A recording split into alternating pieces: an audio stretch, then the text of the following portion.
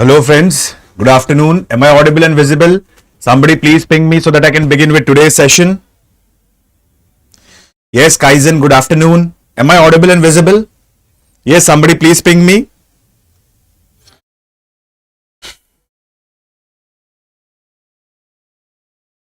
Yes guys, am I audible and visible?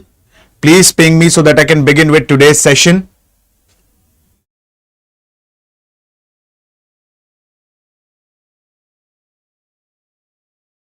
Good afternoon, Nivetita. Okay, thanks a lot, Kaizen. So guys, we are going to begin with today's important session, that is Socio-Religious Reform Movements or Renaissance. Now, before I start this session, let me tell you one important fact, guys. Like, today's session would be more factual than conceptual. I'm not saying that today's session won't be conceptual. Today's session would be mixed of both fact and concept. And I request every one of you to please have a pen and paper along with you, because here I'm going to make you note down few important facts. And these facts are very important from the perspective of the examination, particularly the prelims examination. Okay, guys? Yes, Radhe, good afternoon. Rajkumar, hi.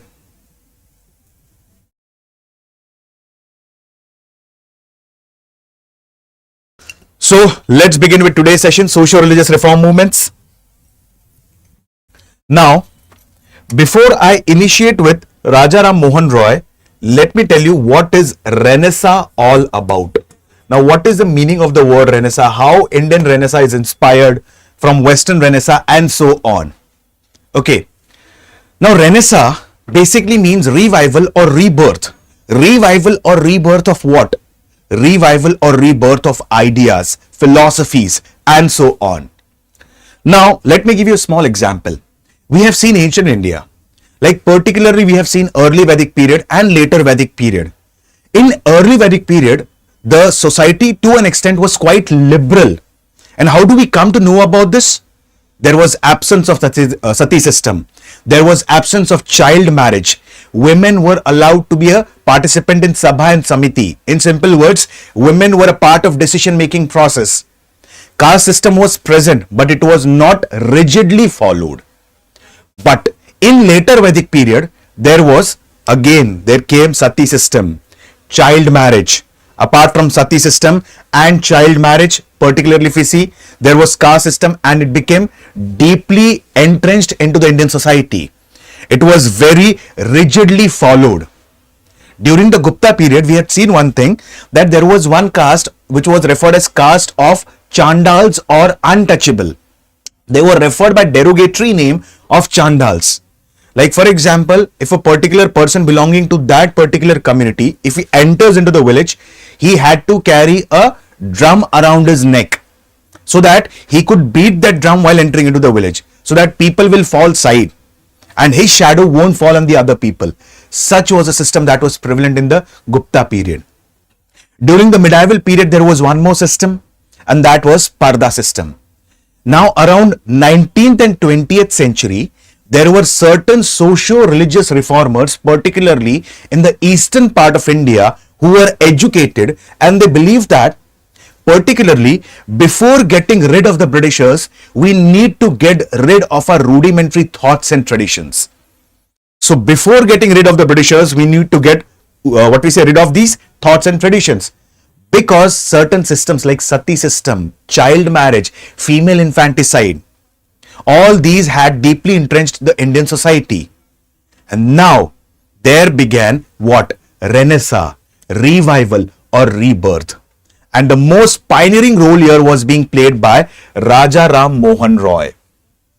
Rajaram Mohan Roy is called as father of modern India Renaissance. He is also referred as the bridge between the past and the future, the bridge between the East and the West, the father of Bengal Renaissance. Now, let me give you a brief introduction about Rajaram Mohan Roy. Like, Rajaram Mohan Roy was born in May 1772 at Bengal. And right from the start itself, he had a deep inclination towards education. So, he was educated in Arabic and Persian languages. He also read particularly the different Arabic version of the translation of Aristotle and Plato. Later on, he moved towards the region of Banaras. In Banaras, he also studied Sanskrit. And under Sanskrit, he studied different texts such as Vedas, Upanishads, and so on. After some time, particularly from 1803 to 1814, Raja Ram Mohan Roy served as a munshi or registrar or diwan for English East India Company. And here he was working for Woodford and Digby. But around 1814, he resigned from the company because he wanted to dedicate his entire life for the socio-religious reform. He wanted to dedicate his entire life for the upliftment of the society. And in 1814 particularly, he resigned from the company and dedicated his entire life for what we say socio-religious reform. In 1815, for the first time, he came up with one sabha which is referred as Atmiya Sabha. Please note this down, guys. Okay? Atmiya Sabha. And what was the major purpose of Atmiya Sabha? Lot of facts, as I've told you right from the start of the session itself, guys. Today's session is a mix of both fact and concept. So please have a pen and paper along with you so that you can note down important facts. Okay? So around 1815, Raja Ram Mohan Roy ji, he started Atmiya Sabha. And the basic purpose of Atmiya Sabha was to preach monotheism. Okay. Now, Raja Ram Mohan Roy, he also played a very crucial role in sensitizing the masses. We had studied the importance of press in India, correct? And different press act. One of the press act was Licensing Regulation 1823. If you remember, just a second. Licensing Regulation 1823. We had seen this previously. And what was there as per Licensing Regulation 1823? A very simple example. To sensitize the masses, the socio-religious reformers used newspaper as a medium. And Raja Ram Mohan Roy ji, he had a Persian magazine referred as Mirat-ul-Akbar. I repeat, Mirat-ul-Akbar was a Persian magazine of Raja Ram Mohan Roy ji. And he used this for sensitizing the masses. But apart from sensitizing the masses against the various social evils, he also highlighted the exploitative character of the British rule in India. Hence, as per Licensing Regulation 1823, Raja Ram Mohan Roy's Persian magazine Mirat-ul-Akbar had to stop the publication. So another important fact, Mirat-ul-Akbar was a Persian magazine of Raja Ram Mohan Roy. Now Raja Ram Mohan Roy started Hindu College. Apart from this, he completely opposed what we say idol worship. He was against the idol worship. He was against the sacrificial rites and rituals. Correct? Now, in 1828, Raja Ram Mohan Roy ji started Brahmo Samaj. And Brahmo Samaj was based on twin pillars, Vedas and Upanishad. If you remember one thing, guys, we had studied one act, Charter Act 1813. Correct? And there was one clause in this act that Christian missionaries were allowed to come in India and preach Christianity. Everyone has the right to preach and propagate their religion, but not forceful conversion into religion. But in the coming years, we had seen that Britishers, apart from preaching Christianity, they had started forceful conversion into Christianity. They started imposing Christianity on the people of India. Hence, Raja Ram Mohan Roy started Brahmo Samaj, and it was based on twin pillars, Vedas and Upanishad, to protect the Hinduism from ignorant attacks of Christian missionaries. Got it? So, please keep on noting down the points. Atmiya Sabha. Apart from this, Hindu College, opposed idol worship, opposed sacrificial rites and rituals, preached monotheism, started his Persian magazine Mirat-ul-Akbar, also started a newspaper called as Samvad Kaumudi to sensitize the masses against the different social evils present in the Indian society. So, Samvad Kaumudi. Then, 1828, with the help of Dwarkanath Tagore, Raja Ram Mohan Roy ji, he started Brahmo Samaj. Correct? And Brahmo Samaj was based on twin pillars, Vedas and Upanishads. Why? To protect Hinduism from the ignorant attacks of Christian missionaries. He was opposed to Sanskrit system of education. Now, one question then crops up in the mind of every aspirant. Sir, don't you think so? These points are contradictory to each other. On one hand, you are saying Brahmo Samaj was based on twin pillars of Vedas and Upanishad. On the other hand, you are saying Raja Ram Mohan Roy ji, he was opposed to Sanskrit system of education. The basic reason being Sanskrit was a dominant language, which was what we say, it was confined to the upper two strata of the society. That is Brahmins and Kshatriya. Hence, he was opposed to Sanskrit system of education and supported English education to an extent. Supported Western learning to an extent. Correct? So, he also started Vedanta College to preach the philosophy of Vedas and Upanishad. So, at that point of time, there was one system that was taking our society backwards, and that system is Sati system. I had explained you in detail the difference between Sati and Johar. Sati, it's a forceful immolation, and Johar, it's a voluntary immolation. Now, with the efforts of Raja Ram Mohan Roy ji, on 4th December 1829, Sati was banned in the entire region of Bengal by Lord William Bentinck. Are the points clear till here? I'll repeat few points, then I'll move ahead because there are very important concepts here, guys. Brahmo Samaj of India, Adi Brahmo Samaj, Sadharan Brahmo Samaj. So all these concepts are important. Hope so the points are clear till here. I'll repeat few points. Raja Ram Mohan Roy ji, he is referred as father of Indian Renaissance, father of modern Indian Renaissance, father of Bengal Renaissance, pioneer of journalism, bridge between the past and the future, bridge between the East and the West. He worked as a registrar or munshi for the English East India Company. In 1814, he resigned from the company and dedicated his entire life for socio-religious reforms, particularly in the region of Bengal. He started Atmiya Sabha to preach monotheism. He started his Persian magazine, Mirat-ul-Akbar. He started another important newspaper, Samvad Kaumudi. He started Hindu College, started Vedanta College. He was opposed to particularly sacrificial rites and rituals. He was opposed to Sanskrit system of education.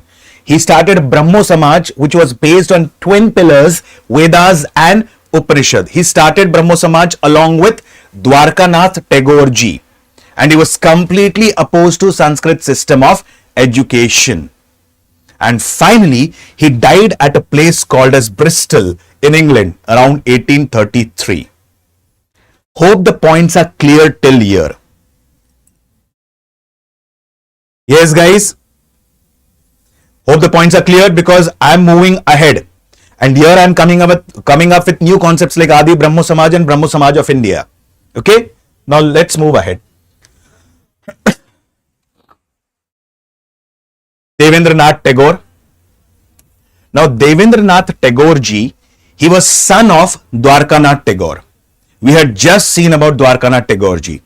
Like as I have told you, Brahmo Samaj was founded by Raja Ram Mohan Roy ji along with Dwarkanath Tagore.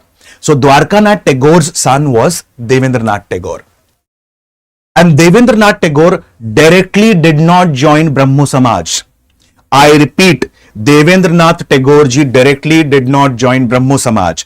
Initially, he started his own association, his own reform movements, and that is referred as Tattva Bodhini Sabha. And to propagate his teachings, he started a magazine called as Tattva Bodhini Patrika.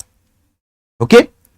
Now, Tattva Bodhini Sabha, it was involved in all sorts of philanthropic activities like helping out the people during epidemics, helping out the people particularly during the famines, floods or any unforeseen situations. And Tattva Bodhini Sabha's principles were also based on Vedas and Upanishad. Correct? As we have seen, Brahmo Samaj's principles were based on Vedas and Upanishad. Similarly, Tattva Bodhini Sabha's principles were also based on Vedas and Upanishad. So finally, in 1843, I repeat, in 1843, Devendranath Tagore joined Brahmo Samaj and became its one of the most undisputed leaders. Correct? I'll repeat the points again. Devendranath Tagore directly did not join Brahmo Samaj. Correct? Initially, specifically speaking, he did not join Brahmo Samaj. Now, he started his own Sabha or Samaj, which is referred as Tattva Bodhini Sabha. And Tattva Bodhini Sabha was based on the same principles of Brahmo Samaj. Correct? And that is Vedas and Upanishads. He also started his own magazine, Tattva Bodhini Patrika. He started his school, that is Tattva Bodhini School. And the first teacher was Akshay Kumar Dutt. And finally, in 1843, Devendranath Tagore became the undisputed leader of Brahmo Sabha or Brahmo Samaj. Clear till here? Yes, guys, please keep on noting down things. Very important one. I'll again repeat the things in short in the end. Okay? Moving ahead with Keshav Chandra Sen. Same like Devendranath Tagore. Keshav Chandra Sen right from the start was not the member of Brahmo Samaj. Keshav Chandra Sen had started one Sabha which is referred as Sangat Sabha, which is also referred as Friendly Association. And Sangat Sabha particularly, they had different ideological perspective. In simple words, they usually held their meetings in the evening. Correct? Same like the Prarthana Samaj of Maharashtra. They usually held the meetings during the evening, and here they spoke on common spiritual ideas. The food was cooked by the downtrodden section of the society, and everyone used to have a food at the same time. This promoted unity among the people. So this was Sangat Sabha. And Prarthana Samaj of Maharashtra plus Ved Samaj of Madras were inspired by Sangat Sabha or Friendly Association of Keshav Chandra Sen. I repeat, Prarthana Samaj of Maharashtra and Ved Sabha of Madras, they were inspired, Ved Samaj of Madras were inspired by Sangat Sabha. Finally, in 1857,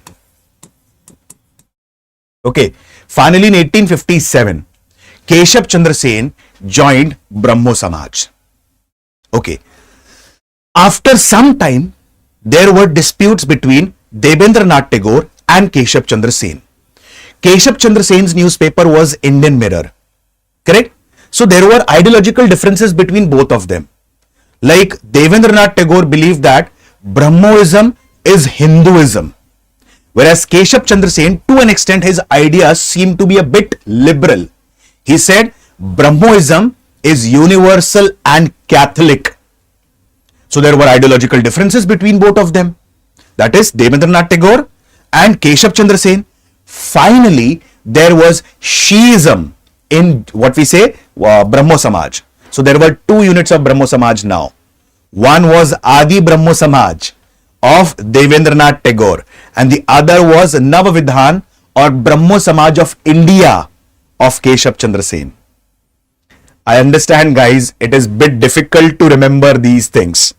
But in that case, you have to remember, because sometimes direct questions have been asked in the examination in the form of match the following.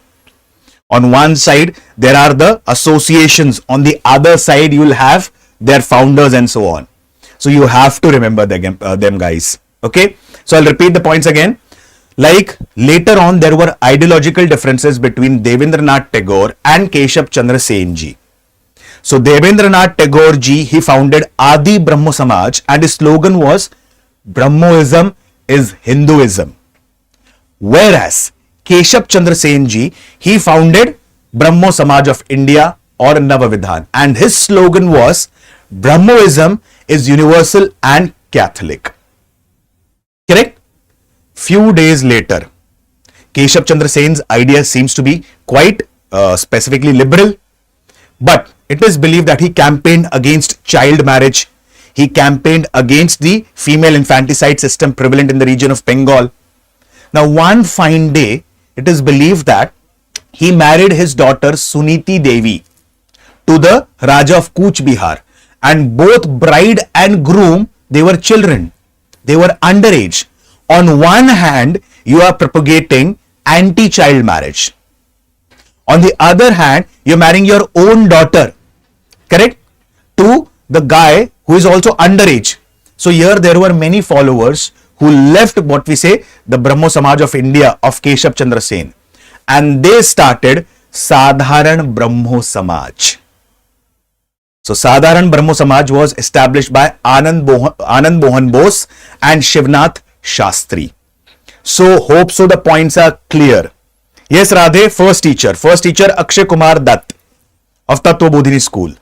So hope so the points are clear, guys. Please do not get confused. So I have mentioned everything in the PPT. Yes, guys, I'll repeat the points again. Please note it down. Please note it down. Because to an extent, what happens, these points are a bit confusing in nature. Correct? So please note it down. Rajaram Mohan Roy, father of Indian Renaissance, father of Bengal Renaissance, bridge between the past and the future, bridge between the East and the West, pioneer of journalism. Two major magazines, Persian magazine, that is Miratul Akbar, and second one, Samvad Kaubadi. Started Hindu College and Vedanta College. Established Brahmo Samaj based on twin pillars, Vedas and Upanishad. He established Brahmo Samaj along with Dwarkanath Tagore. Then comes Devendranath Tagore. Initially, he was not a participant of Brahmo Samaj. He had his own Sabha or Samaj or an association referred as Tattva Bodhini Sabha. He established his own journal, Tattva Bodhini Patrika. He established his own school, Tattva Bodhini School, with Akshay Kumar Dutt as its first teacher. Since the principles of Tattva Bodhini Sabha were almost similar to Brahmo Samaj, in 1843, Debendranath Tagore joined Brahmo Samaj. Later on, Keshav Chandra Sen. Keshav Chandra Sen, initially he was not a participant of Brahmo Samaj. He had established Sangat Sabha, Friendly Association. Prarthana Samaj of Maharashtra and Ved Samaj of Madras are inspired from Friendly Association. Okay, moving ahead. Later on, he joined Brahmo Samaj, and after some time there were ideological differences between Devendranath Tagore ji and Keshav Chandra Sen ji. Devendranath Tagore ji formed Adi Brahmo Samaj with its slogan, Brahmoism is Hinduism. Keshav Chandra Sen ji formed Brahmo Samaj of India or Navvidhan with its slogan, particularly, Brahmoism is universal and Catholic. But Keshav Chandra Sen married his daughter Suniti Devi to Raja of Cooch Bihar, and both of them were underage. Correct? So particularly speaking, there were many followers who parted their ways from Brahmo Samaj of India and formed Sadharan Brahmo Samaj. It was formed by Shivnath Shastri and Anand Mohan Bose. Hope so the points are clear. One more thing you need to note down, guys. Rajaram Mohan Roy ji, he has also written Percepts of Jesus. I repeat, Rajaram Mohan Roy ji has also written Percepts of Jesus, where to an extent he has criticized certain sacrificial rites and rituals prevalent in Christianity. So Percepts of Jesus, he has interpreted this. So points are clear till here, guys. Any question, any query, any doubt?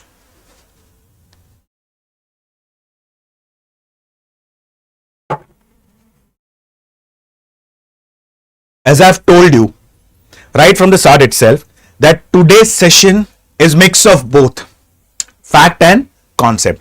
Now, one question I was going through, there's a book called as Ghatna Chakra, and I was going through that book, and there was a one question: to counter Brahmo Samaj, which another important Samaj was founded? And it was founded by whom? Yes. Please answer in the comment box. I'll give you the hint. It was founded by Radhakant Deb, and he founded this organization to counter Brahmo Samaj. So it was founded by Radhakant Deb. Correct, guys? So now let's begin with Young Bengal movement.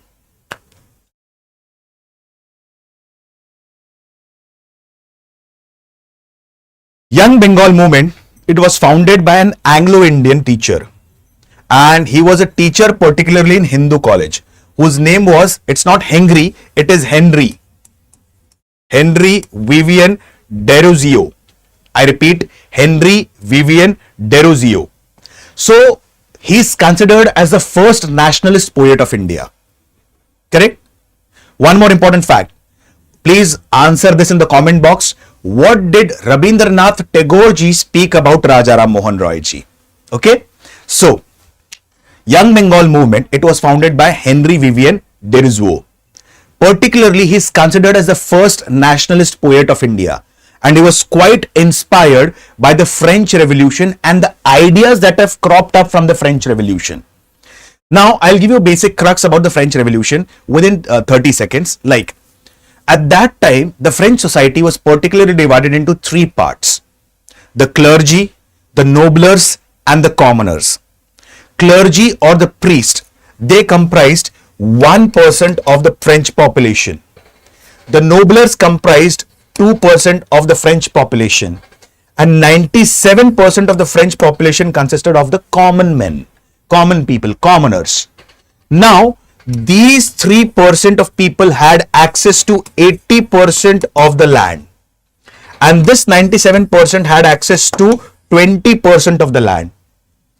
The people, 3% people having access to 80% of the land, they were exempted from payment of taxes. They did not have to pay a single penny as a tax. And 97% people, the entire taxes, the burden of taxation fell on the commoners. Some or the other day, they are going to revolt, and this resulted in the form of French Revolution. In simple words, okay, this resulted in the form of French Revolution. Now, particularly, what ideas did crop up from the French Revolution? Liberty, equality, and fraternity.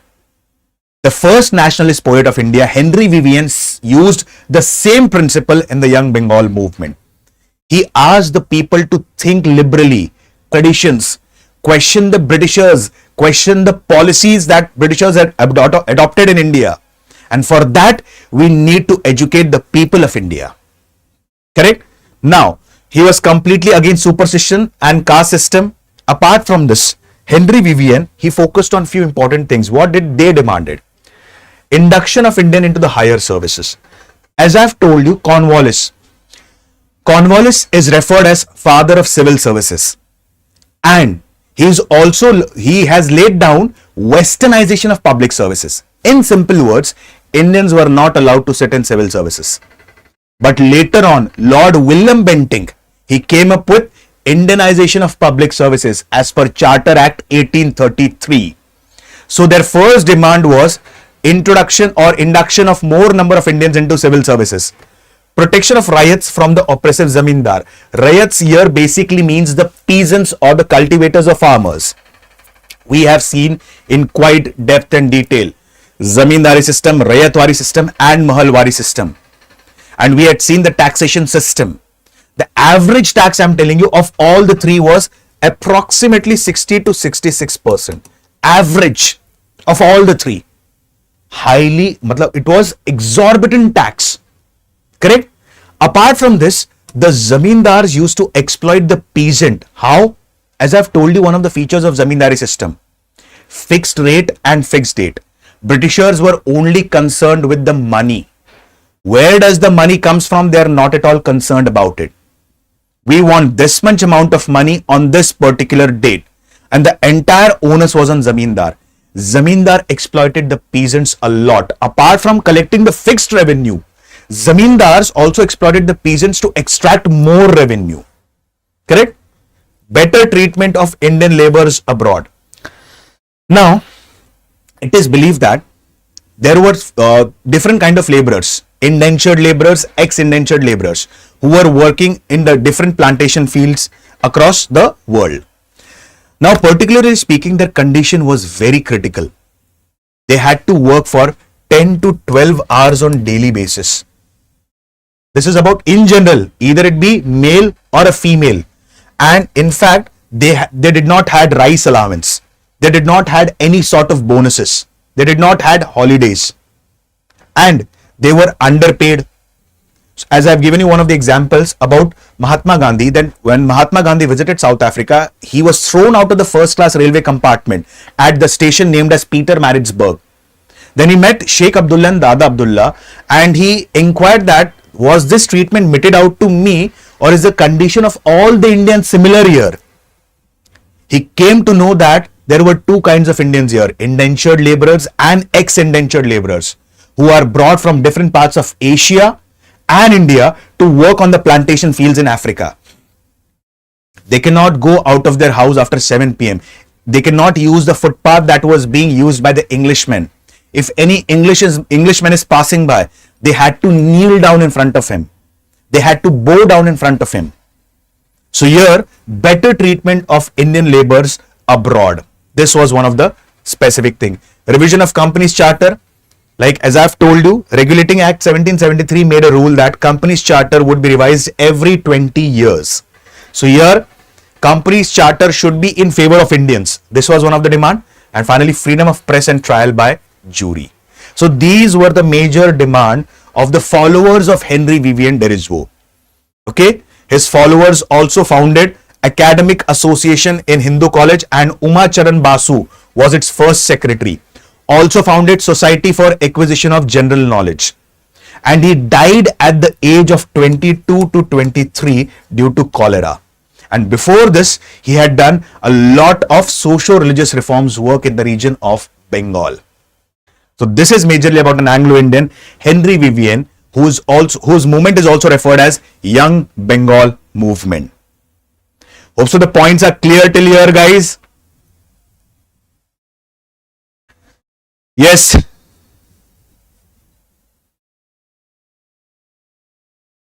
Am I audible properly? Yes, guys. Is there a break in the voice, or am I audible properly? Yes, please. Yes, Neha. आवाज आ रही clearly? Am I audible properly?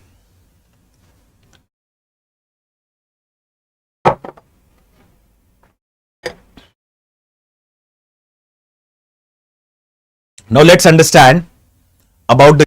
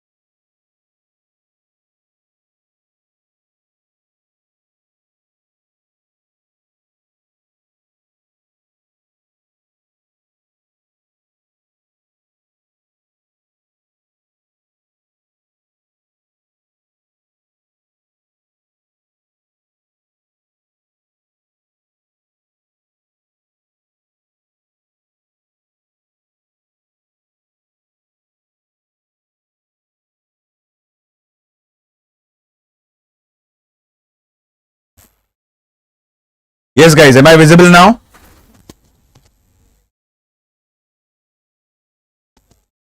Yes, am I audible and visible now? Somebody please ping me.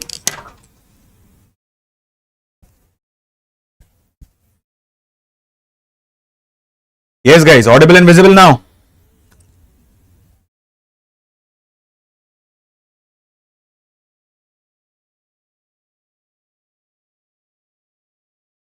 Hope so. I am audible and visible both now. Okay. Thanks a lot, Khushi. Yes, thanks a lot, Nivedita, Neha, Charita. Okay. Now let's begin with the justice movement. Now, particularly speaking, there was a question in the examination, and the question was like, which among the following movements depict the first cohesive demand for reservation in India? Correct? And the first cohesive demand for reservation in India was of justice movement. And justice movement, it particularly began in the region of southern India, particularly Madras Presidency. Now, justice movement was started by T.M. Nair, Tyagaraja Chettiar and Raja of Panangal. Now, initially they formed South Indian Liberation Federation. And what was the basic criticism behind this? That majority of the higher post or the higher designations have been acquired by the Brahmins.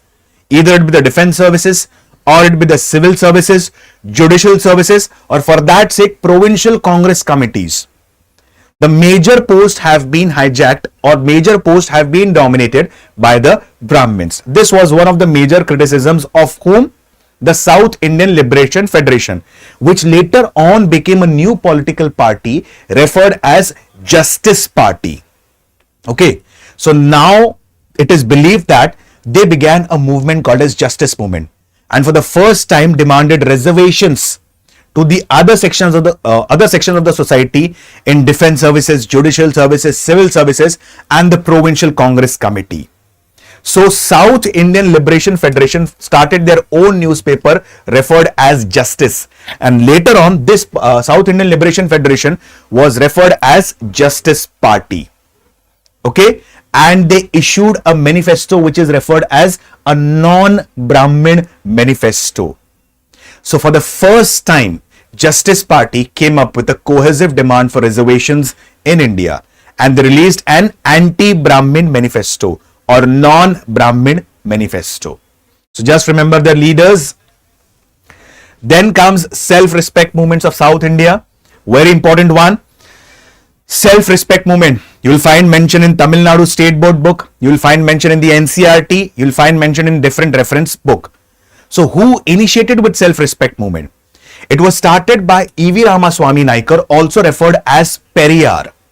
He is also referred as Socrates of India or Socrates of Asia. Now, E.V. Ramaswamy Naikar, he was a very good member of the Indian National Congress. In fact, he was the head of the Provincial Congress Committee in the region of Tamil Nadu. But finally, in 1924, he resigned from the Congress because he felt that there is domination of particularly the higher caste, not only in the different services, but also in the particularly Indian National Congress. I have given you the brief background of Indian National Congress in previous session. Like, Indian National Congress was formed on 28th December 1885 at a place called as Gokuldas Tejpal Sanskrit College.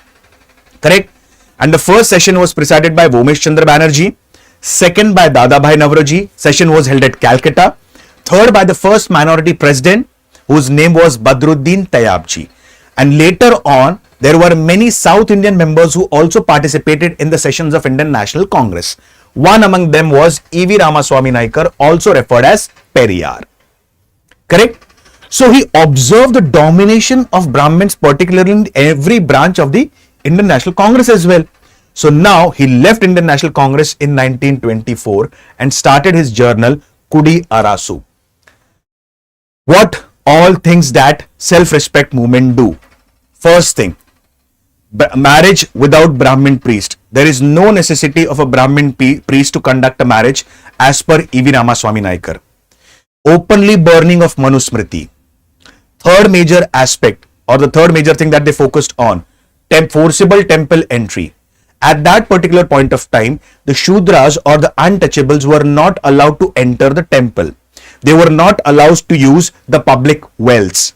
So there should be the public well should be open to everyone. Forcible temple entry, openly burning of Manusmriti, marriage without Brahmin priest. These all things were connected with the self-respect movement. And it is believed that E.V. Ramaswamy Naikar ji, he equated Brahmins with the Aryans. And finally, he is also referred as Indian Socrates or Socrates of Asia. So this is majorly about E.V. Ramaswamy Naikar ji, also referred as Periyar. Another important movement, Ezhava movement. Now, Ezhava, guys, please keep on noting down things as I've told you right from the start of the session. This session is a mix of fact and concept. And here you will observe multiple facts which are very important from the exam perspective, particularly the prelims examination. So please keep on noting down certain important facts. Okay. So Ezhava movement. Now Ezhava, it is a community or a caste of toddy tappers, particularly in the region of Kerala. Now, who are toddy tappers actually? toddy tappers, like you might have heard about the people, they climb on the trees, okay, and they make liquor out of it, like they pluck certain fruits and make liquor out of it. So alcohol.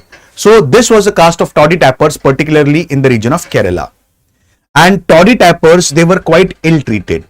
They were considered untouchables, particularly by the Nambudiri Brahmins in the region of Kerala. Now, as I have told you previously itself, any socio-religious reformer, he majorly focuses on education system. Why? Because education is the route for overall upliftment. Because once there is educational upliftment, automatically there would be economic upliftment. Once there is economic upliftment, there would be social upliftment. And once there is social upliftment, there is a political upliftment. In simple words, education is a route to overall upliftment. So now, for the socio-political economic upliftment of Ezavas, the first thing that needs to be done is provide them education. And here, the entire brunt was taken by whom? Narayan Guru. Narayan Guru, he belonged to Ezava community and he was expert in major languages. He is also referred as Nanu Asan. He was expert in Malayalam, Tamil, Kannada, English and many other languages.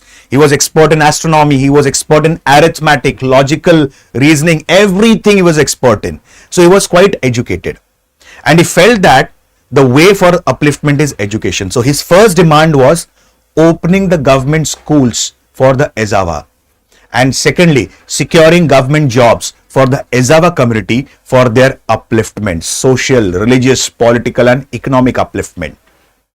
And finally, access to roads, access to temples, particularly temple, and it is also referred as one of the temple entry movements. And finally, it is believed that Dr. Papples or Kumaran Asan, he became the first medical graduate from the Ezava community. And the entire movement is also referred as Sri Narayan Dharma Paripalan Yogam. I repeat, Sri Narayan Dharma Paripalan Yogam. Hope so the points are clear, guys. So, Ezava movement, I'll repeat in short. Ezava, it's a community of untouchables, particularly the toddy tappers in the region of Kerala. And they were ill-treated by the Nambudiri Brahmins, particularly in the region of Kerala. And so for that, this Narayan Guruji, he started a movement called as Aravipuram movement. Since it began from the region of Aravipuram, it is referred as Aravipuram movement. First demand, entry into the temples. Secondly, demand is basically providing them education and reservation of seats for them in the government jobs. Dr. Papples or Kumaran Asan, he became the first medical graduate from the Ezava community. Hope so the points are clear. Now tell me, who was the leader of Vaikom Satyagraha? Any idea? Please note down one more important Satyagraha. We had seen from South India justice movement. Leaders were T.M. Nair, Tyagaraja Chetiyar and Raj of Panangal. Self-respect movement, particularly in the region of Tamil Nadu, initiated by E.V. Ramaswamy Naikarji, also referred as Periyar, and he's also referred as Socrates of Asia, Socrates of South Asia, Socrates of India. Then comes Ezava movement. Ezava movement was led by Narayan Guru, and the entire movement is also referred as Aravipuram movement and Sri Narayan Dharma Paripalan Yogam.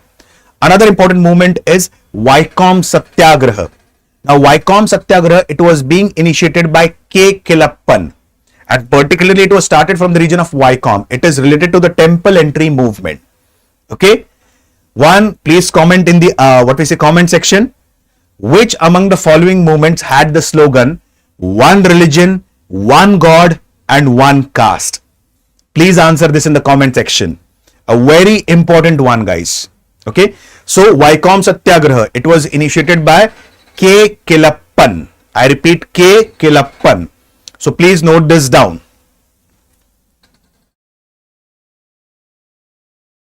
Now let's speak about Arya Samaj. Now it's a pan-India movement. Now, before I start with Arya Samaj, let me give you a brief introduction about Swami Dayananda Saraswati ji. Swami Dayananda Saraswati ji's original name was Mool Shankar. Okay, and he was particularly born in the region of Morvi. Okay, Morvi, it is located in the region of Gujarat, Kathiawad, Gujarat. Now, there's a beautiful incident associated with Swami Dayanand Saraswati ji, also referred as Mool Shankar ji. Like during his childhood days, you might have heard about the famous festival of Shivratri. So he was almost like 5 to 6 years old, and during the festival of Shivratri, everyone was sitting in the temple of Lord Shiva, and Abhishekam was performed on Lord Shiva, and certain prasad was kept on the Shivling. Now there came a rat and it started eating the prasad that was kept on the Shivling. Now this 5 to 6 years old boy, Mool Shankar, he developed a lot of curiosity and he asked his father a question that if Lord Shiva cannot protect his prasadam, how will he protect us? His father got angry and he scolded him. So he kept quiet. But he had this a lot many curious questions that came up his mind. So he asked the same question to his mother, and his mother again scolded him. But to know the knowledge, to have the knowledge, he had a lot of curiosity now. And now it is believed that around 9 to 10 years of age, Gayatri Mantra, he by-hearted the Gayatri Mantra. One fine day, around the age of 15 or 16, his sister passed away and he was very emotionally attached towards his sister. Later on, his parents thought that he is getting deeply inclined towards religious scriptures. So it's better to get him married. So on the day of his marriage, he left his home. And when he left his home, he reached on the banks of river Narmada. And here he met one of the gurus whose name was Purnananda Saraswati. And from Purnananda Saraswati, he learnt a lot about Sanskrit. He came to know a lot many things that he hadn't learned previously about Sanskrit. Finally, his guru said, "Now you should move ahead towards the region of Mathura." Now he went to Mathura, and from now onwards he is referred as Swami Dayanand Saraswati because his guru was Purnananda Saraswati ji. Now he moved towards the region of Mathura. Here he met a blind scholar whose name was Swami Virjanand, and he learnt the Vedas from Swami Virjanand. And as he learned the Vedas from Swami Virjanand, now we have learned about this in the ancient Indias, the 16 sanskars or the 16 sanskar. So once he learned the Vedas from his guru, it was time that he should depart away from the Gurukul. While coming, he asked his guru, "I don't have anything to give you as Guru Dakshina because all the knowledge that I have acquired from you, what should I give you?" Now his guru said, "Spread the gospel of Vedas throughout the world." And now, Swami Dayanand Saraswati ji, he started Arya Samaj in 1875 at a place called as Bombay. And now, he gave a cry back to Vedas, and Vedas are eternal and infallible. Now, when he said back to Vedas, it simply means what? He gave the logical perspective of Vedas, rather it be Rig Ved, Yajurved, Samved or Atharva Ved. Let me give you a few examples. There are many suktas in Yajurved which explain different things. Correct? Like I'll give you a simple example. There were many Western scientists who came up with heliocentric theory. Now, what is heliocentric theory? Heliocentric theory basically means the sun is located in the center and the planets rotate and revolve around the sun. And there's another theory which is referred as geocentric theory. Now, what is geocentric theory? The earth is the center of everything, and the sun and the other celestial bodies are rotating around the earth. Around 14th and 15th century, basically when the Western scientists suggested heliocentric theory, the church at that time, they charged this scientist with heresy. There were many scientists, they were openly burnt. There were many scientists who were asked or forced to consume poison. Why? Because you have challenged the authority of the church. And church believe in geocentric theory. And way back around 2500 BC, 1500 BC, correct? Way back around at that time, the Suktas of Rig Ved has mentioned about the heliocentric theory. One of the examples of Rig Ved. Second major example of Samved, the origin of Indian music can be traced back to Samved. Yajurved, there is a Ved which is referred as Shilpa Ved or Sthapatya Ved, which is a Upved of Yajurved. And the Shilpa Ved or Sthapatya Ved forms the basis of architecture and interior designing. Atharva Ved, Many people criticize Atharva as a book on black magic, but this is not the ultimate truth. Like there are many diseases in their cure that finds mention in Atharva. Can you imagine? These days, knee replacement surgery, hip joint replacement surgery, it's quite expensive. At that time, during the Rig Vedic period, there was a Rig Vedic princess whose name was Vishpal. You can Google it, guys. She had performed prosthetic limb surgery. Can you imagine the surgical techniques prevalent at that time? So here, Swami Dayanand Saraswati ji, he gave the cry of back to Vedas, and he said, Vedas are eternal and infallible. Correct? Saraswati ji, like basically it is believed that he has translated many Vedas into Hindi, like he has translated, he has wrote a commentary on Yajurved and Rigved, and that commentary is referred as Satyarth Prakash and Ved Bhasya Bhumika. So he has written Satyarth Prakash in Hindi, and he has written a commentary on Yajurved and Rigved, and that commentary is referred as Ved Bhasya Bhumika. So please note this down. Ved Bhasya Bhumika. There's a question in the examination. Ved Bhasya Bhumika was a commentary on, so it was a commentary on Rigved and Yajurved written by Mool Shankar ji or Swami Dayanand Saraswati ji. Correct?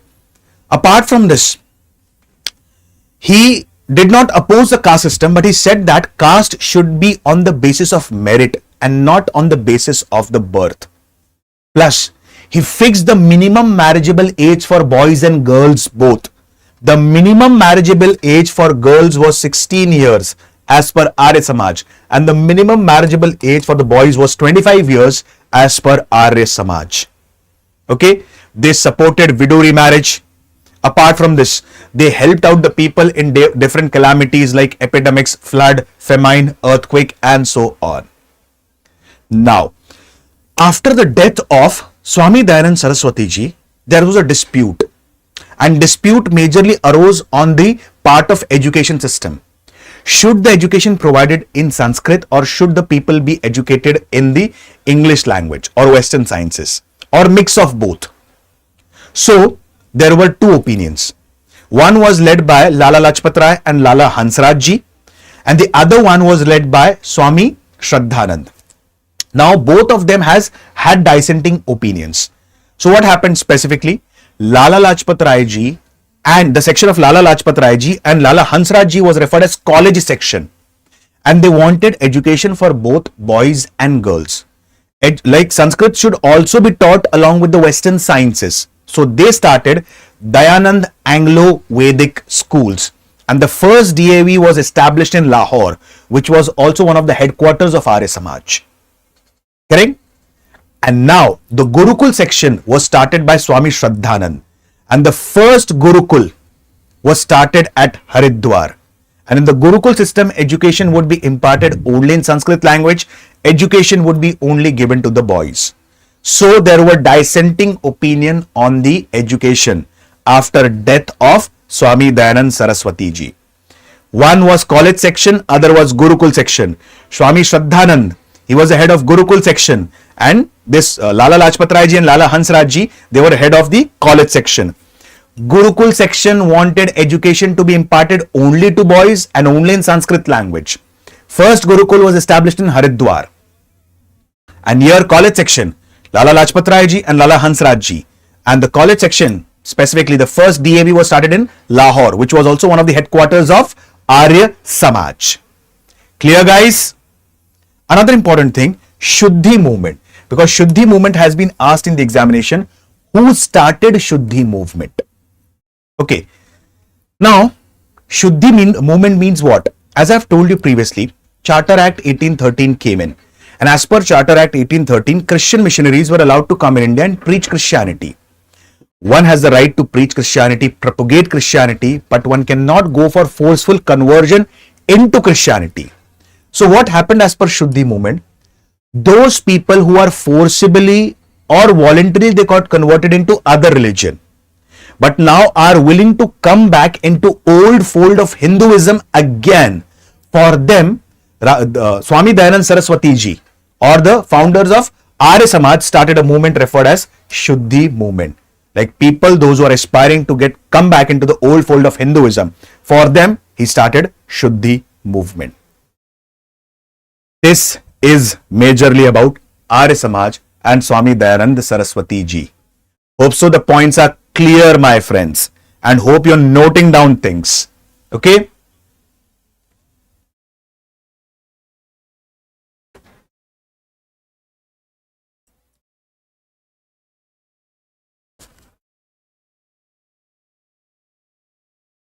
Hope so the points are clear, guys. I'll lower down the voice a bit. I'll lower it down a bit so that the voice becomes quite clear to you.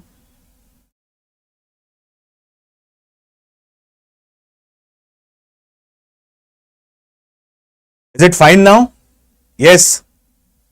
Mangsi, is it fine now? And the others? Is it perfect now?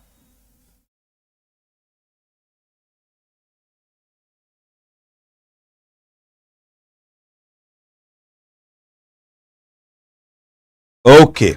Thank you.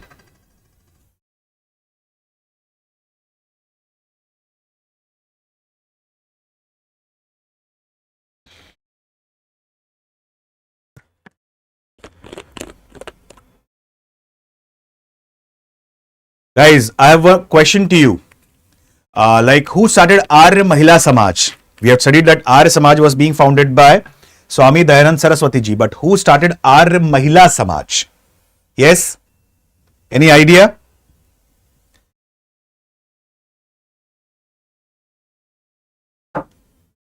Yes. Arya Mahila Samaj.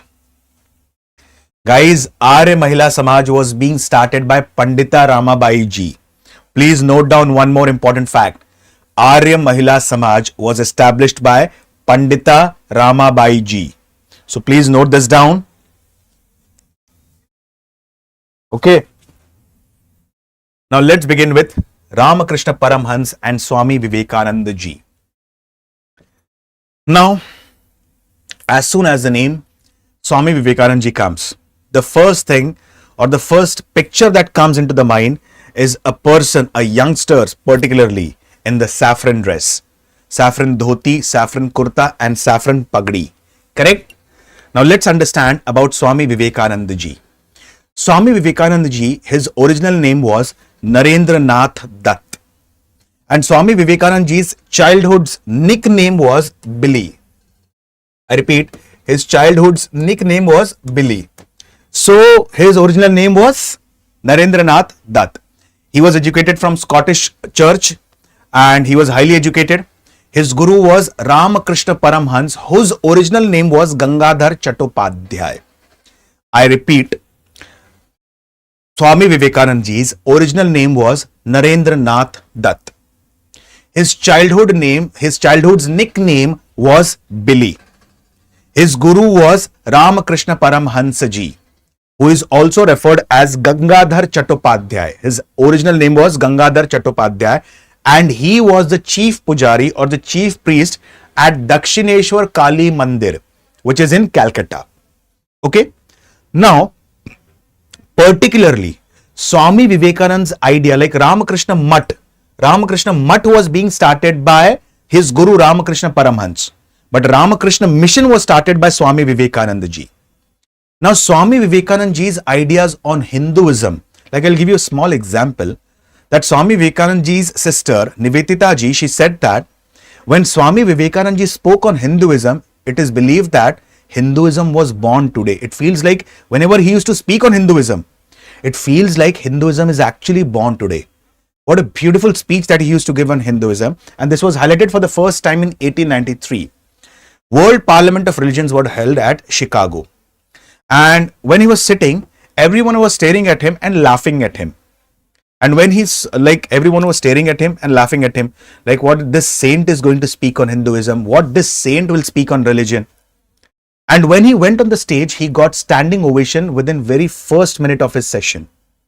Because he started his session with a beautiful say, brothers and sisters of America. Here, he spoke on the word fraternity for the first time. And he delivered a speech for the next 40 to 45 minutes. And he got a standing ovation for this. There are many instances where he protected Hinduism and where he highlighted the good aspects of Hinduism. I'll give you another example. In 1899, there was another session which was held at Paris. And when the session was held at Paris, there was a German scholar who asked him that you keep propagating Vedas, you keep propagating Bhagavad Gita, you keep propagating Upanishad. Vivekanand ji, I have a question. Can you see this rack in the library? He said, yes. Can you see where Bhagavad Gita is placed? He said, yes, I am seeing that. Bhagavad Gita is placed at the bottom. Now, you propagate Bhagavad Gita, you propagate Vedas, and you can see at the bottom of the rack is Bhagavad Gita. How will you justify this? The German scholar had a question and he asked Vivekanand ji curiously. Vivekanand ji gave a beautiful reply and he said that only Bhagavad Gita had that strength to bear the burden of the other religions. So he gave this answer to that German scholar. So Vivekanand ji, there are many things that we can learn from the life of Vivekanand ji. Another incident I'll tell you about Vivekanand ji, which is very famous. Like Vivekanand ji, he promoted idol worship. Like as we had seen that Rajaram Mohan Roy ji, he was opposed to idol worship. Vivekanand ji, during the initial stages, he promoted idol worship. And how do we come to know about this? Like one fine day, Vivekanand ji, he was roaming around the region of North India. And he reached a place called as Alwar in Rajasthan. And when he reached a place called as Alwar in Rajasthan, like there was the divan of this place Alwar. He was very much fascinated by the ideas and the ideological perspective of Vivekanand ji. So this divan took Vivekanand ji to the court of Mangal Singh. Mangal Singh was the ruler of Alwar. Now Mangal Singh, he was very egoistic. And when he saw this young boy, now he had an intention that I'll hurt him intentionally. Because what this young boy is going to teach me, what knowledge that he's going to provide me. So he said to the young boy, Vivekanand ji, that idol worship is a futile practice. I don't believe in idol worship. So Vivekanand ji, like he saw the divan and he asked the divan, can you see the pick on the board? He said, yes, I can see the pick on the wall. Go and spit on that pick. Now this person, Raja Mangal Singh ji, he got very annoyed. He got infuriated. He got angry. How dare you, Vivekanand ji, speak that in that manner that like this is the pick of my father. And he was also Raja of Alwar initially. So this person, Swami Vivekanand ji, said, so like it's just a ink on a piece of a paper, on a thick piece of a paper. You have a black ink. That's it. So he said, no, I have feelings associated with this because I watched the pick of my father daily as a Raja. Same thing Swami Vivekanand said. Like idol worship. Actually, people, like nobody has seen God, but people imagine God in their forms and attributes. So it is a basic initiator for the bhakti. Hence, I promote idol worship. At that time, Raja Mangal Singh ji was very much attracted by the ideological perspective of Vivekanand ji. Correct? Now, Vivekanand ji, he toured many countries. He went to Paris, he went to USA, Chicago, Japan, China, and he delivered different sessions on religion. When he came to India, he toured the entire India. And after touring the entire India, he wrote a book called as Vartaman Bharat or Present India. And what did he say? The imposing dowry of misery, unemployment on the chest of Mother India is not because of the Britishers and its policies. It is because of the educated Indians. And this was a statement given by him in his book called as Present India or Vartaman Bharat.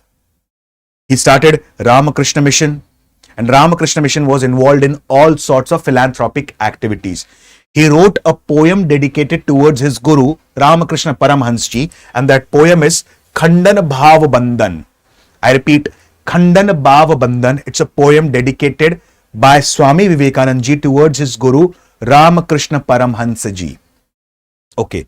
Now, his ideology was majorly based on 3 to 4 important things. First thing, imbibe the spirit of liberty, equality, and free thinking. Can you find some resemblance with the Young Bengal movement?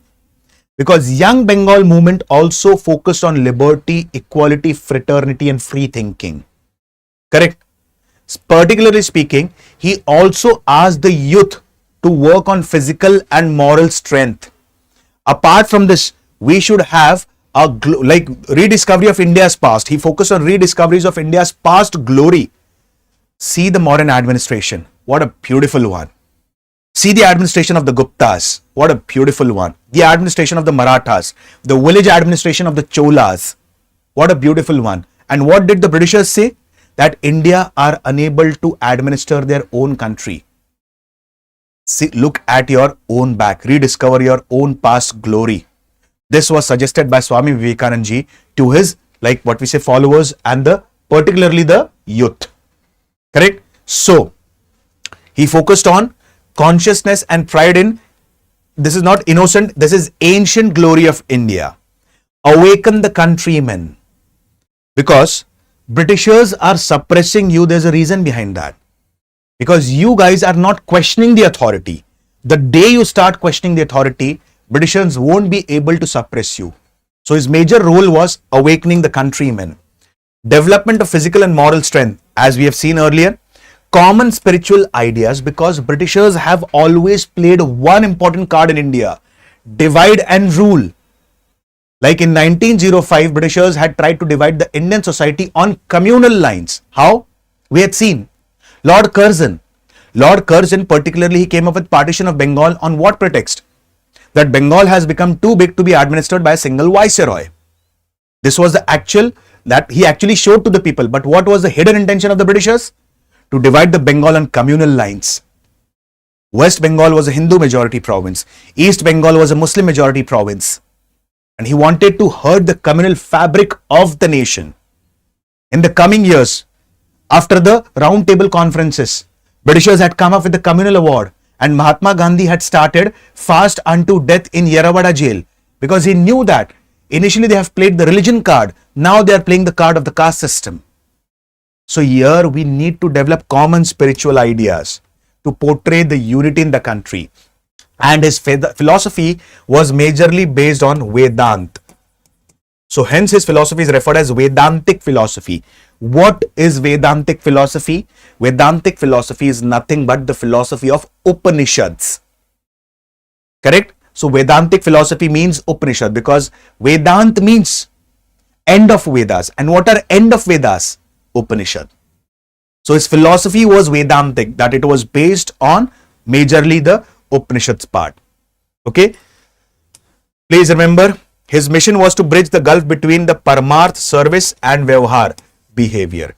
So this is majorly about Swami Vivekananda ji. There's a newspaper also associated with Swami Vivekananda ji, that is Prabuddha Bharat, Awakened India. Correct? So this is majorly about Swami Vivekananda ji. I'll repeat the points again. Swami Vivekananda ji's original name was Narendranath Dutt. Billy was its childhood's nickname. His guru was Ramakrishna Paramhans ji, who started Ramakrishna Mutt. Okay? And Ramakrishna mission was started by Swami Vivekananda ji. Correct? Apart from this, Swami Vivekananda ji, like he delivered different lectures on Hinduism, particularly in different parts of the world. He wrote a book called as Present India, that is Vartaman Bharat. He had a newspaper called as Prabuddha Bharat, Awaken India. Apart from this, he started Ramakrishna Mission. He dedicated a poem towards his guru, that is Ramakrishna Paramahansa, that is Khandan Bhava Bandhan. Hope so the points are clear about Ramakrishna Mission and Ramakrishna Paramahansa ji. Hope so the points are clear, guys. Any question, any query, any sort of doubt? Yes. Let me ask you a few questions. I'll ask you 5 questions now, then I'll move ahead. Session, it will hardly take 10 minutes more. Don't worry, 10 minutes more session is left. Let me ask you a few questions now.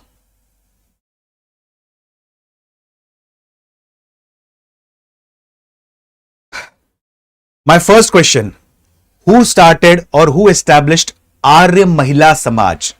Just I have told you to note this down. Who started Arya Mahila Samaj? Yes, guys.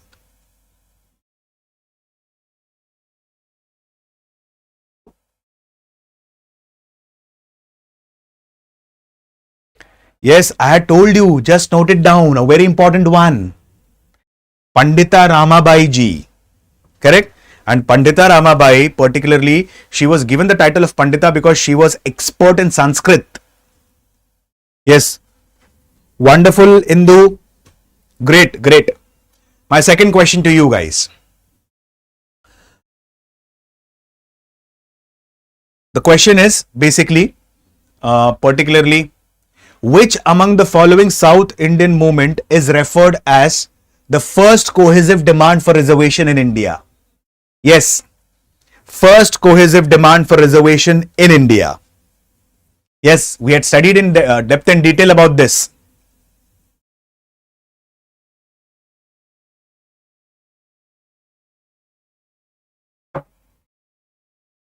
Yes, guys, first cohesive demand for reservation in India.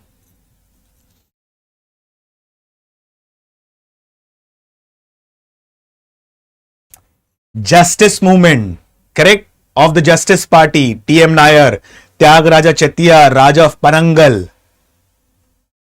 Correct, guys? Justice Party. Very good, Pawan. Very good. Very good, Khushi. Very good, Charita, Nivedita, Radhe. Wonderful. My another question to you guys is, Rajaram Mohan Roy, he started Brahmo Samaj. Brahmo Samaj was based on twin pillars. What were they? Yes. What were they? The twin pillars of Brahmo Samaj? Yes, guys. Vedas and Upanishads. Correct? And my last question to you guys is, who started Adi Brahmo Samaj? I repeat, Adi Brahmo Samaj. Great Nivedita, great Indu, Pawan, Charita. Yes. Who started Adi Brahmo Samaj? I have explained in quite depth and detail. Brahmo Samaj of India, Adi Brahmo Samaj, Sadharan Brahmo Samaj. Yes. Yes, guys.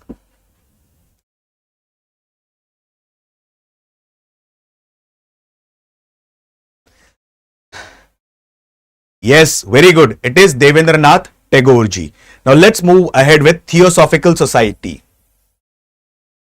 Now, Theosophical Society was established in New York in 1875, and it was established by an American Colonel Olcott and a Russian lady, Madame Blavatsky. Okay, I repeat, Theosophical Society was established at New York in 1875 by an American Colonel Olcott and a Russian lady, Madame Blavatsky. Okay, now what were the major objectives? First, fraternity, that is universal brotherhood of man.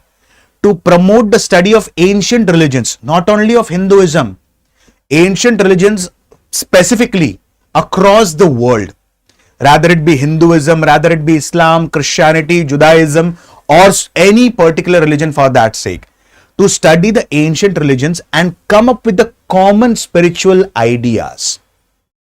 That was one of the targets of Theosophical Society. Finally, Theosophical Society came in India in 1879, and it came at a place called as Adyar near Madras. And in 1888, the head of the Theosophical Society of India, like it was handed over to whom? Annie Besant.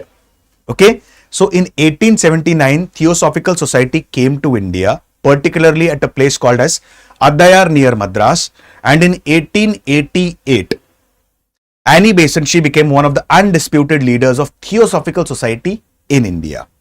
Now, initially it was just involved in what? Initially it was involved in particularly studying the ancient religions and scriptures, particularly of all the religions across the world. But now they are also focusing on what? Different philanthropic activities and creating nationalism among the people. Now, it promoted the spirit of nationalism among Indians. Now, what is nationalism? Nationalism basically means feeling of belongingness towards one's country. Correct? So, this was promoted by Annie Besant. Apart from this, they did a commendable work in the field of education, and as I've told you, education is the root or the key to overall upliftment. If one has to ameliorate women from the bondage or from the fetters of the society, educate them. And here they focused on the education of women. They focused on the education of the depressed classes and started the Boy Scout movement. abolition of the caste system. They were opposed to child marriage and so on. And later on, Annie Besant along with Pandit Madan Mohan Malviya started Hindu school, which was referred as Banaras Hindu University in the coming time. Correct? So just remember one important aspect about Theosophical Society. I'll repeat the points again in short.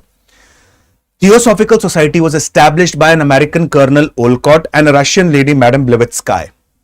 The first major principle was fraternity, universal brotherhood of man. Second major principle was study the ancient religions in the scriptures across the world. Islam, Christianity, Hinduism, Judaism and different religions, and come up with common spiritual ideas. In 1879, Theosophical Society came to India, particularly at a place called as Adayar near Madras. In 1888, Mrs. Annie Besant, she became the head of Theosophical Society of India. And now they have shifted their focus to philanthropic activities. Correct? One among them was nurturing the feeling of nationalism among the Indians, educating the women, educating the minority sections, educating the depressed classes. Correct? They were opposed to child marriage, opposed to female infanticide and so on. Annie Besant along with Pandit Madan Mohan Malviya established Hindu school, which was later referred as Banaras Hindu University. Hope so the points are clear till here, guys. Yes. Yes, Bulbul, good afternoon. Satya Shodhak Samaj.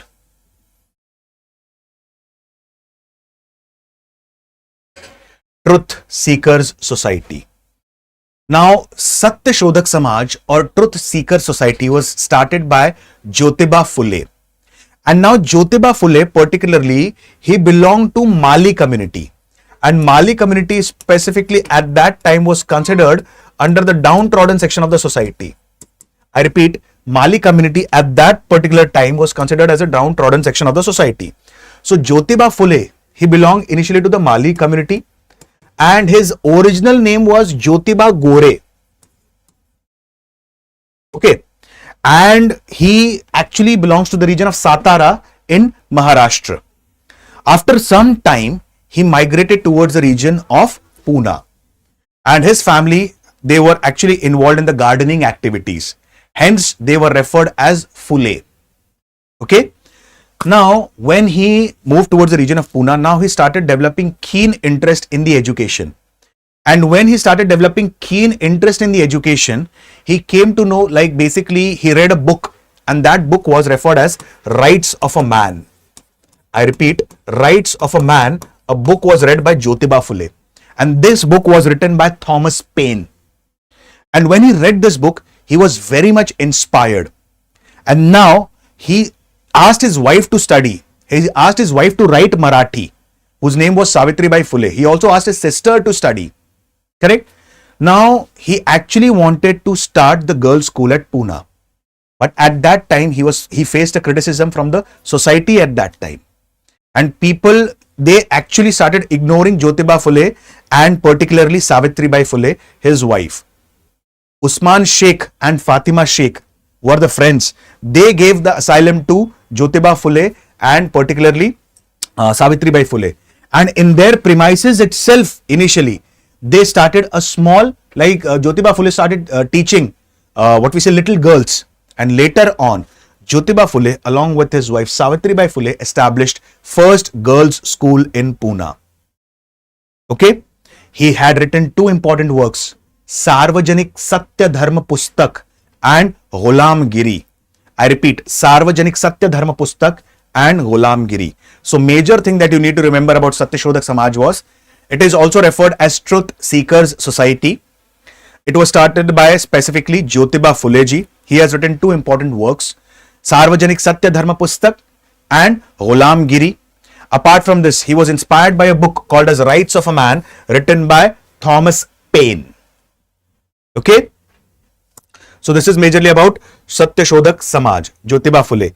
Now I'll give you one more example. Also do study certain what we say movements, particularly from the region of Maharashtra. Please go through Prarthana Samaj. Apart from this, apart from the Prarthana Samaj, go through Pune Sarvajanik Sabha. Prarthana Samaj, Pune Sarvajanik Sabha. Okay, MG Ranade ji, please note this down. Apart from this, important works or important movements led by B.R. Ambedkar ji. Like I'll give you a few examples.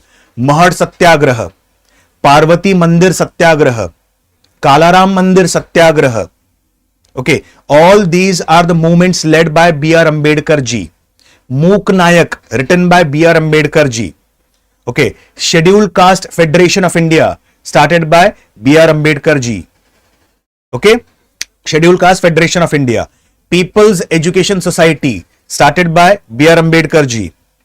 Independent Labour Party, started by B.R. Ambedkar ji. So please remember all these points. I'll repeat the works and the books written by B.R. Ambedkar ji again. Mook Nayak. Okay. Then Kalaram Mandir Satyagraha, Mahad Satyagraha, Parvati Mandir Satyagraha, Independent Labour Party, People's Education Society, Scheduled Caste Federation of India. These are the major things associated with B.R. Ambedkar. Okay, Bhimrao Ambedkar ji. Apart from this, as I've told you, go through Pune Sarvajanik Sabha. Correct? Apart from Pune Sarvajanik Sabha, you can also go through Prarthana Samaj. Particularly in the region of Bengal, also study the contributions of Pandit Ishwar Chandra Vidyasagar ji, because he has written Vyakran Kaumudi. Go through it, please. And now let's focus on Muslim reform movements, and the pioneer of the Muslim reform movements is referred as Ahmadiyya movement because it was started by Mirza Ghulam Ahmad. Now, Muslim society at that time was also plagued by different social evils, and reforms were necessary. Providing Western education to the Muslim section was also necessary at this time. So, Ahmadiyya movement was started by Mirza Ghulam Ahmad. Hence, it is also referred as standard bearer of Mohammedan Renaissance. Okay. Particularly, it was based on the simple principles like Brahmo Samaj. Like, it was not based on Vedas and Upanishad, but they believed in humanity and they completely opposed the concept of jihad. Now, guys, jihad had been given a wrong connotation. Jihad basically means self-purification or a holy war, fighting against the evils that are present within. But later on during the medieval period, jihad was given a wrong connotation, and that was Dar-ul-Harb into Dar-ul-Islam. This connotation of jihad was given in the medieval period. So they complete, what is Dar-ul-Harb? Non-Islamic. Dar-ul-Islam, Islamic. Conversion of non-Islamic into Islamic. So Ahmadiyya movement completely opposed the system of jihad. And for this, they wanted to give Western liberal education to the minorities, particularly the Muslim. And for the first time, the major movement for the Muslim was Aligarh movement of Sir Syed Ahmad Khan. Okay. Now, Sir Syed Ahmad Khan, he has worked for a company. He has worked in the judicial services for the company. And during the revolt of 1857, he remained loyal towards Britishers. Like, he was also given the knighthood or the title of Sir by the Britishers for the loyalty that he maintained towards Britishers during revolt of 1857. It is also believed that when Indian National Congress was formed in 1885, he initially asked the Muslim section to stay away from the Indian National Congress because he was pro-Britisher at that time. But later on, when the third session of INC was held in Madras and presided by the first minority president, Badruddin Tayyabji, more number of Muslims started getting enrolled into the Indian National Congress. So Sir Syed Ahmad Khan, he has always remained loyal towards the Britishers. Okay, and he advocated English education. Like, apart from Arabic and Persian languages, English education should be imparted. General science should be taught. Correct? And for this, he started Mohammedan Anglo-Oriental College at Aligarh. Correct? Hence, this movement is also called as Aligarh movement. He, like, basically it is believed that he also faced a lot of criticism from the orthodox sections of the Muslim community for this. He started Translation Society for Urdu translation of different, what we say, works. Correct? So basically, English education now started getting imparted to the Muslim community. And hence this movement is referred as Aligarh movement because it started from Aligarh in UP, Mohammedan Anglo-Oriental, what we say, college. He started his magazine, which is called as Tehzeeb-ul-Akhlaq. Tehzeeb-ul-Akhlaq magazine is also inspired from a magazine called as Tatler of London. So this is majorly about the contribution of Sir Syed Ahmad Khan, and that is referred as Aligarh movement. So this is majorly about the socio-religious reform movements, particularly the Renaissance part. Okay. I have also told you to note down certain important movement. Please also go through certain part of Sikh reform movement and Parsi reform movements as well. Okay. Apart from this, guys, please keep on noting down the important facts because to an extent, this is more of a factual in comparison to conceptual. Okay. So UPSC IAS English batch, Sampurna batch, the date has been extended to 15th of March and admission would be closing on 15th of March 2025. Correct?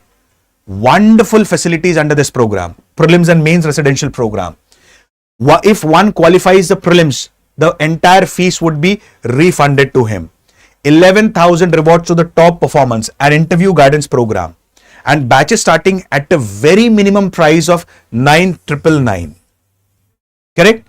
And to avail the benefits of this batches, you can use my code ALOK Live.